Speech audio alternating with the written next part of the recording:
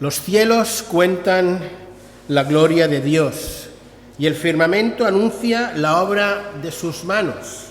La ley del Señor es perfecta, que convierte el alma. Dios habla alto y claro todos los días. Y no solo a través de su palabra, sino también a través de su creación. Esta es una de las muchas verdades que nos muestra precisamente el Salmo 19. Este es un salmo muy apreciado por los teólogos y por la teología sistemática, dado que en un solo salmo se nos habla de las dos formas que por excelencia Dios utiliza para revelarse al hombre, para comunicarse con el hombre. La primera parte del salmo nos presenta lo que la teología llama la revelación general. Esto es, la revelación de Dios a través de la creación.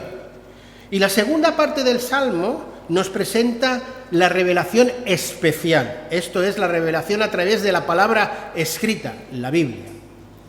Pero este Salmo no solo es apreciado y valorado por los teólogos, sino además por los lingüistas, ya que en esa segunda parte del Salmo se nos presenta una trilogía de 7 descripciones, 7 virtudes y 7 acciones que es reconocido en el mundo lingüístico como una porción maestra de la composición poética.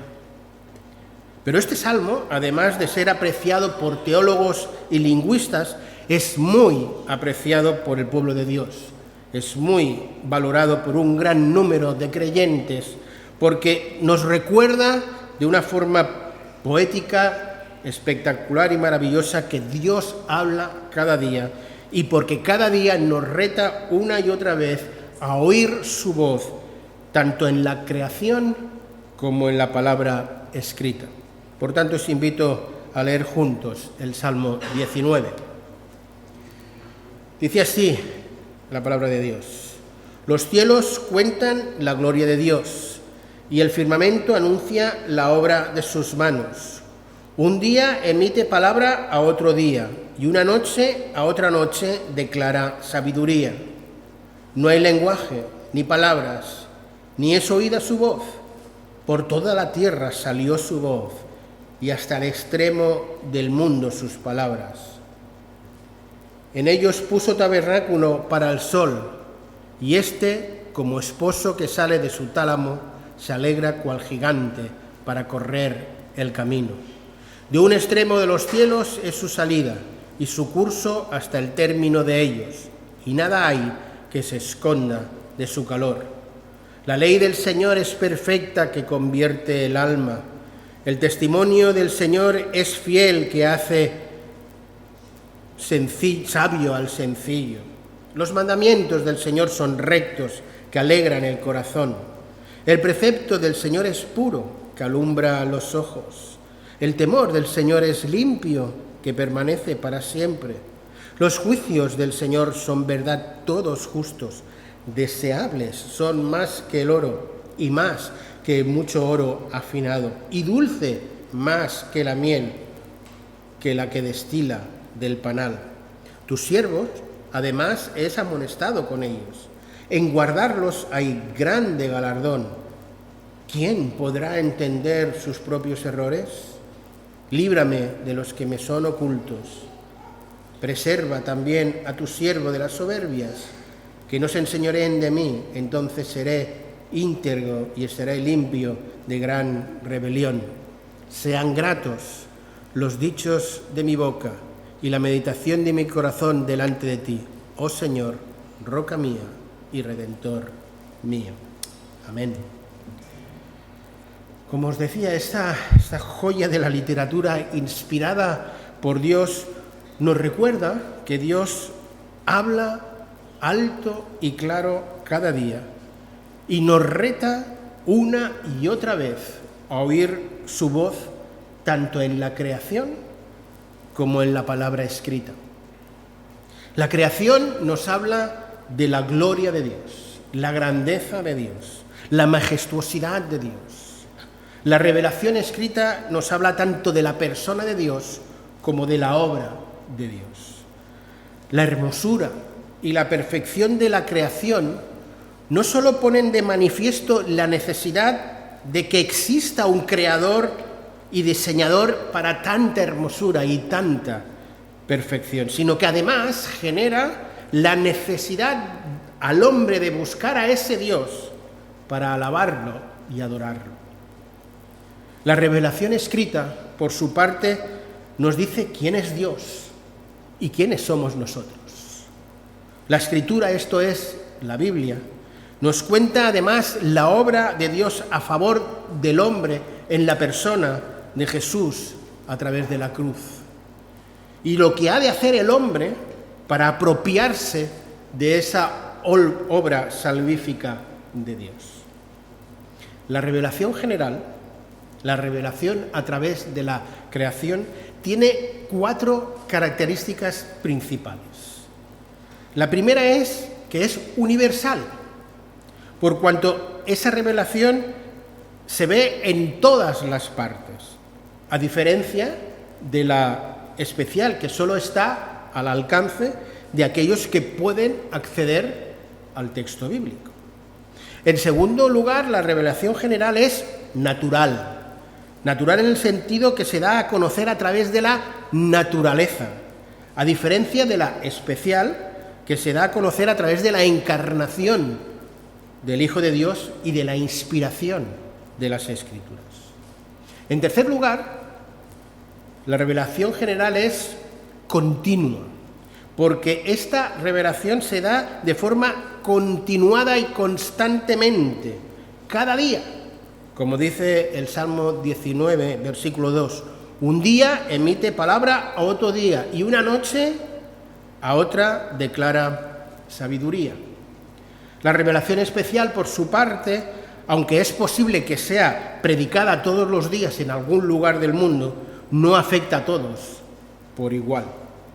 Y en cuarto y último lugar, la revelación general es creacional, porque revela la gloria de Dios a través de la creación, mientras que la especial revela la gloria de Dios a través de la gracia de Dios en Cristo Jesús y la cruz. Los cielos cuentan la gloria de Dios y el firmamento anuncia las obras de sus manos.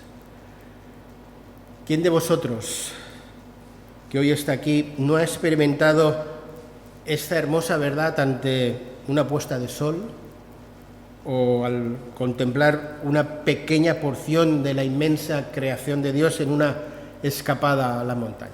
¿Quién no ha gozado de esta verdad? Yo este verano he tenido la oportunidad de ver la gloria de Dios en la creación en numerosas ocasiones. He tenido el privilegio de poder estar 4 días en el Pirineo aragonés, contemplando y paseando por sus montañas y valles, y asimismo he podido contemplar y disfrutar de las aguas frescas y cristalinas de la Costa Brava, así como la inmensurable hermosura de las calas rocosas junto a las montañas. Y ahí pude ver cómo los cielos cuentan la gloria de Dios. Concretamente, estas vacaciones he podido disfrutar una vez más, junto con mi esposa, allá en la Cala Rovellada, un lugar donde con cierta regularidad vamos los veranos para intentar desconectar y descansar. Lo cierto es que durante el año escolar, aquellos que, como yo, somos hombres de ciudad, tenemos pocas oportunidades para contemplar la gloria de Dios en la creación, dado que hemos de reconocer que en medio del asfalto, del ruido, de la actividad frenética de la ciudad, cuesta mucho percibir la gloria de Dios. Pero el Señor, en su infinita bondad y gracia, nos concede a la mayoría de nosotros unos días de descanso para que podamos aprovechar e ir al encuentro de su gloria y de su grandeza en la creación. Como os decía, tanto Toño como yo hemos tenido el privilegio de, en este verano, ver la gloria de Dios en la creación. Y la gloria de Dios, una vez más, ha traído renovación y ha desestresado ese ser interior. Pero lo cierto es que no todos los hombres y mujeres son capaces de reconocer la gloria de Dios en la creación. Y como consecuencia, pues no le dan gracias y no le adoran. Mirad lo que dice al respecto pues el apóstol Pablo, allá en el libro de Romanos, en el capítulo 1, y los versículos del 20 al 25. Dice allí Pablo: porque las cosas invisibles de Dios, su eterno poder y deidad, se hacen claramente visibles desde la creación, siendo entendidas por medio de las cosas hechas, de modo que no tienen excusa. Pues habiendo conocido a Dios, no le glorificaron como a Dios, ni le dieron gracias, sino que se envanecieron en sus razonamientos, y en su necio corazón fue entenebrecido. Profesando ser sabios, se hicieron necios, y cambiaron la gloria del Dios incorruptible en semejanza de imagen de hombres corruptibles, de aves, de cuadrúpedos y de reptiles. Por lo cual también Dios los entregó a la inmundicia y a la concupiscencia de sus corazones, de modo que deshonraron entre sí sus propios cuerpos, ya que cambiaron la verdad de Dios por la mentira, honrando y dando culto a criaturas antes que al Creador, el cual es bendito por los siglos de los siglos. Amén. Pablo, en Romanos 1, prácticamente nos dice lo mismo que el salmista en el Salmo 19, que la creación habla alto y claro de la grandeza y de la gloria de Dios. Pablo, en el versículo 20, nos dice que las cosas invisibles de Dios, su eterno poder, su deidad, se hacen claramente visibles desde la creación del mundo. Además, Pablo nos hace ver en este pasaje que gracias a la revelación general de Dios, esto es, la creación, hay ciertas verdades acerca de la persona de Dios que todo ser humano sabe o debería saber, incluso aquellos que nunca han tenido acceso a la revelación escrita, a la Biblia. Pablo nos dice en el versículo 20 que la revelación general pone de manifiesto ciertos aspectos invisibles del carácter de Dios, su eterno poder y su deidad. Es decir, la creación pone en evidencia ciertos aspectos de los atributos que no son comunicables de Dios.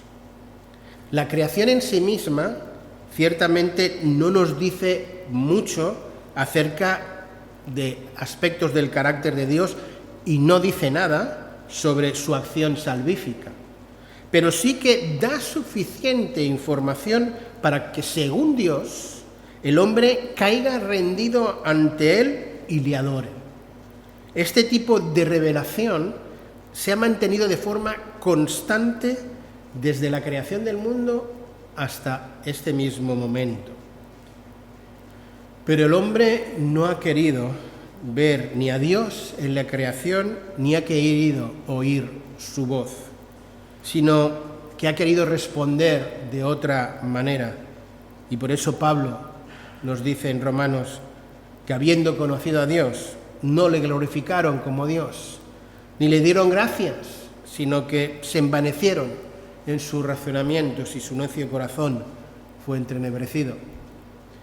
Y no solo eso, sino que en vez de adorar al Creador, adoraron lo creado. Cambiaron la gloria de Dios, incorruptible, en semejanza a imagen de hombre corruptible, de aves, de cuadrúpedos y de reptiles. Es cierto también que Pablo en ese mismo capítulo 1 y en los versículos 16 y 17 nos ha dicho que el hombre necesita creer en el mensaje del Evangelio, que es poder de Dios, del cual dice Pablo que no se avergüenza, y que la salvación viene por la justificación, por la fe, por depositar fe en la persona y en la obra de Jesús en la cruz. Pero siendo todo ello verdad, Pablo nos dice que la voz de Dios, la gloria de Dios, la grandeza de Dios se puede ver y escuchar con claridad en la creación. Y aquel que no responde positivamente a Dios, dice el texto, que no tiene excusa. Porque las cosas invisibles de Él, su eterno poder y deidad, se hacen claramente visibles desde la creación del mundo, siendo entendidas por medio de las cosas hechas, de modo que no tienen excusa. Si el hombre no llega a conocer a Dios por medio de la creación, no es porque la revelación general sea defectuosa o falle.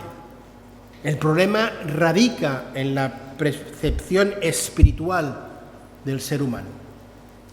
La enseñanza bíblica nos enseña que el enemigo de nuestras almas, Satanás, ha cegado espiritualmente a los hombres y que por esta razón el hombre, digamos, no creyente, el hombre natural, como dice la Biblia, no logra entender y conocer a Dios por medio de la creación. Pero lo que sí que hace esa revelación general es lograr quitarle al hombre cualquier argumento, cualquier excusa que piense que podrá esgrimir en el momento que comparezca ante Dios. En ese momento, ante la comparecencia de Dios en su gran tribunal, nadie va a tener excusa. El Salmo 19 es contundente en cuanto a comunicarnos cómo Dios habla claro y fuerte, no tan solo a través de su creación, sino además y de una forma muy especial a través de la revelación escrita, que en el Salmo la describe hasta de 7 formas diferentes, dándonos 7 cualidades diferentes y 7 acciones diferentes que actúan en nuestras vidas. La Biblia de las Américas traduce de forma muy acertada los versículos 3 y 4 cuando nos dice acerca de la creación, de la revelación por la creación, que no hay mensaje, que no hay palabras, no se oye su voz, mas por toda la tierra salió su voz y hasta los confines del mundo sus palabras. Paradójico.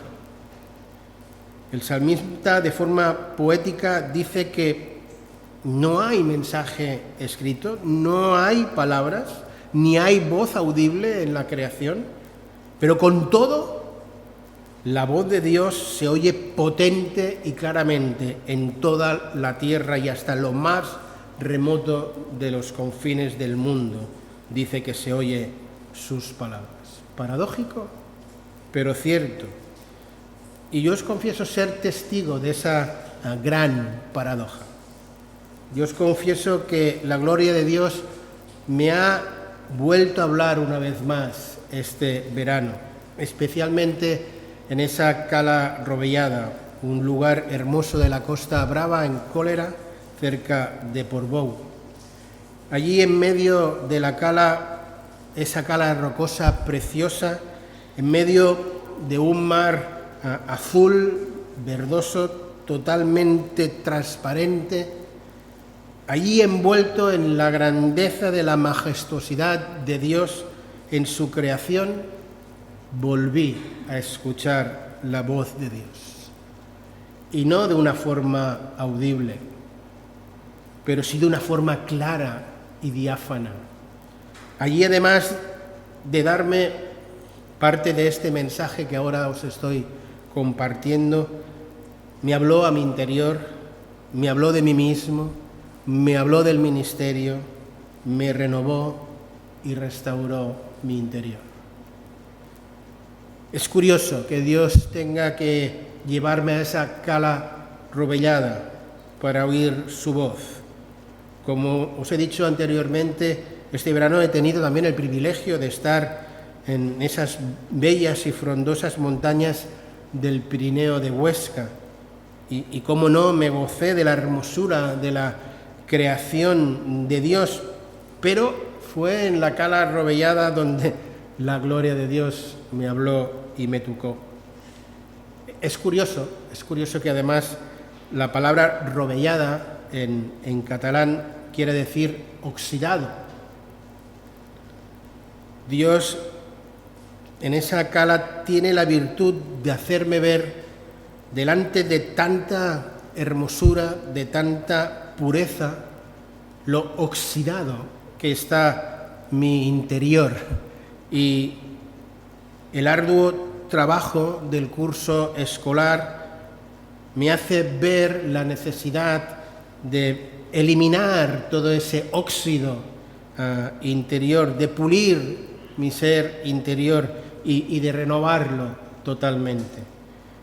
Y cuando me rindo ante esa evidencia, es Él, no yo, es Él por su gracia que se encarga de quitar lo rovellado, ¿no? De quitar lo oxidado, me renueva, me restaura, me quita el óxido interior.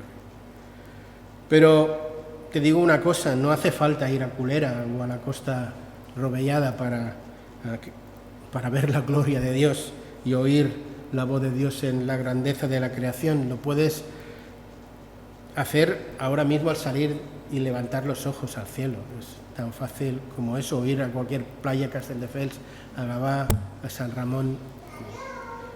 En cualquier lugar se puede oír y ver la gloria de Dios. El Salmo 19 tiene una segunda parte donde se nos habla de la revelación escrita. Y con la misma exquisitez poética que en la anterior parte, en la primera, se nos describe que la palabra de Dios tiene 7 formas diferentes, con 7 características diferentes, y que tiene 7 repercusiones diferentes en nuestras vidas.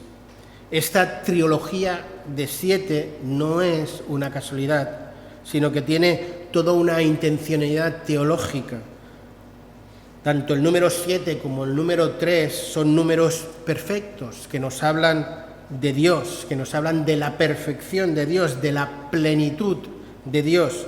Por tanto, al multiplicar el 3 por el 7, el salmista lo que quiere comunicarnos es que la Escritura es totalmente perfecta. Una verdad que también Pablo nos transmite en ese pasaje de 2 de Timoteo 3, 16 y 17, cuando nos dice que toda Escritura es inspirada por Dios y útil para enseñar, para reprender, para corregir, para instruir en justicia, a fin de que el hombre de Dios sea perfecto, equipado para toda buena obra. La Escritura es perfecta tanto como la creación es perfecta, porque ambas se originan en Dios.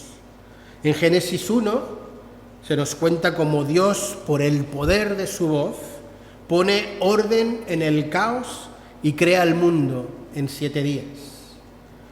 Pablo en 2 de Timoteo 3:16, al decirnos que toda la Escritura es inspirada por Dios, esa palabra inspirada en griego literalmente dice Dios soplada. Lo que nos está diciendo el texto es que la palabra de Dios se origina en Dios, tiene su origen en Dios, al igual que la creación tiene su origen en Dios. Y es precisamente por eso que, como dice el texto, la palabra es perfecta, es útil, y es por ello que el hombre no tiene excusa. Si no oye la verdad, se va a condenar. Si no responde positivamente a su voz, se va a perder eternamente. Y eso es así porque la palabra de Dios, al ser Dios soplada, al originarse en Dios, es como dice el Salmo, perfecta, fiel, recta, pura, limpia, verdad y justa. Y además, como la revelación especial se origina en Dios, como dice Pablo en 1 Timoteo, es útil o capaz de producir las otras 7 virtudes que nos dice el Salmo, que es convertir el alma, hacer sabio el sencillo, alegrar el corazón, alumbrar los ojos, permanecer para siempre, justa y además deseable y dulce.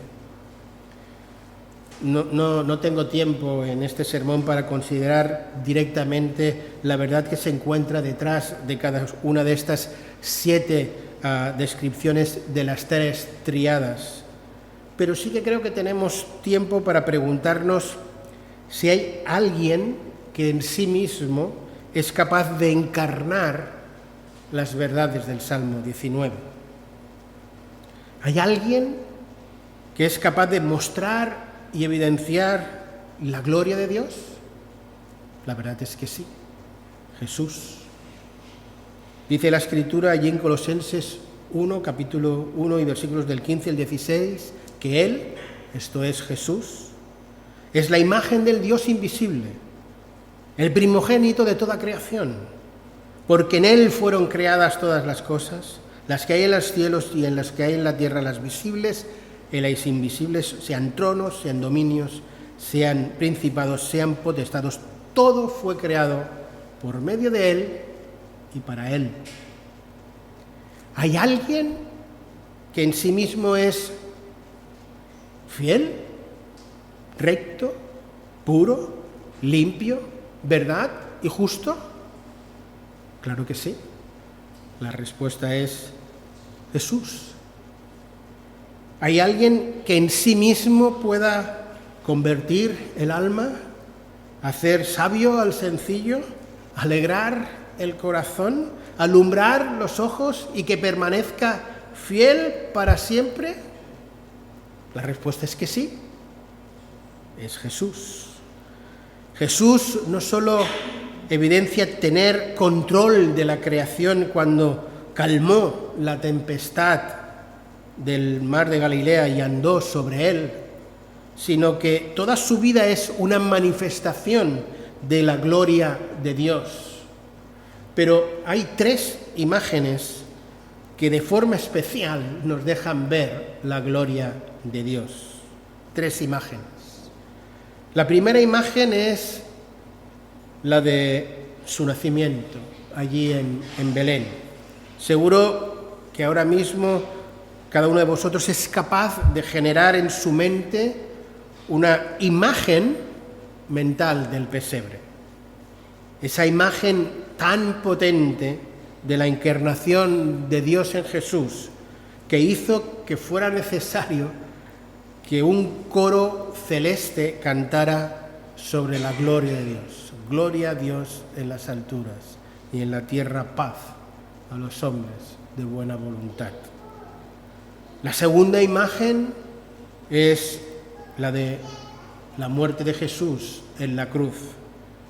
Todos de una forma u otra tenemos esa imagen mental de ese monte con 3 cruces clavadas, la del medio que predomina, una imagen que en medio del dolor y del sufrimiento a nosotros nos habla de la gracia de Dios, del amor de Dios y del perdón de Dios. Y esa tercera imagen, la imagen de la resurrección, esa imagen mental de la tumba vacía, de la piedra removida, esa imagen que nos muestra el poder de Dios, la grandeza de Dios, la victoria de Dios. Jesús encarna en sus vidas todas las verdades del Salmo 19. Pues no solo nos muestra la gloria de Dios, sino que, como nos hace ver también Juan a través de los 7 yo soy en el Evangelio, no solo nos habla de ese su origen divino al decir el yo soy, sino nos habla también de su propósito de vida. Nos dice que Él es el pan de vida, la luz de los hombres, la resurrección y la vida, el camino, la verdad y la vida, el único que nos puede llevar al Padre a través de la cruz. Y la pregunta es, ¿cómo vamos a responder a todas estas verdades?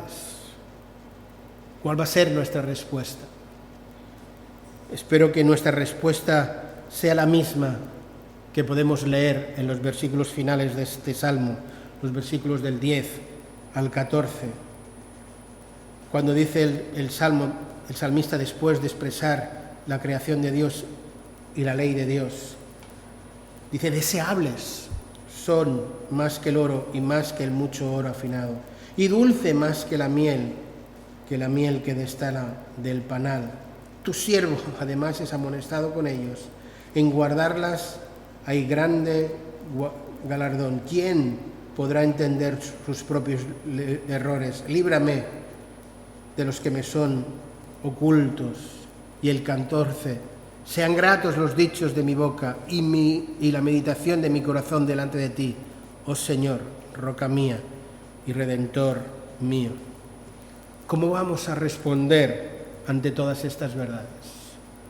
Pues Dios espera una respuesta positiva por parte de nuestra parte después de haber escuchado su voz.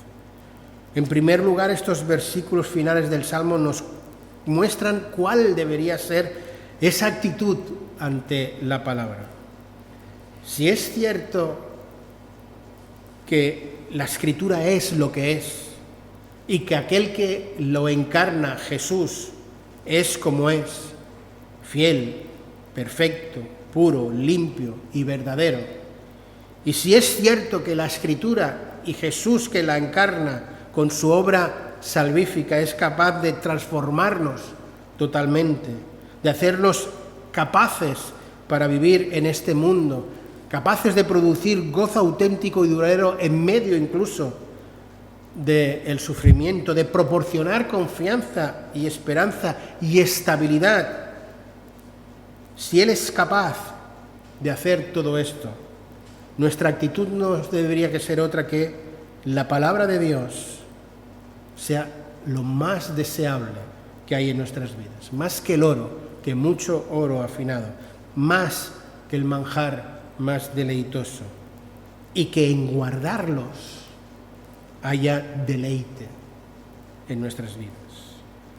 Para David, que es el que compone este salmo, no hay joya, no hay manjar, no hay nada que se le pueda ocurrir que sea más valioso, más precioso que la palabra de Dios.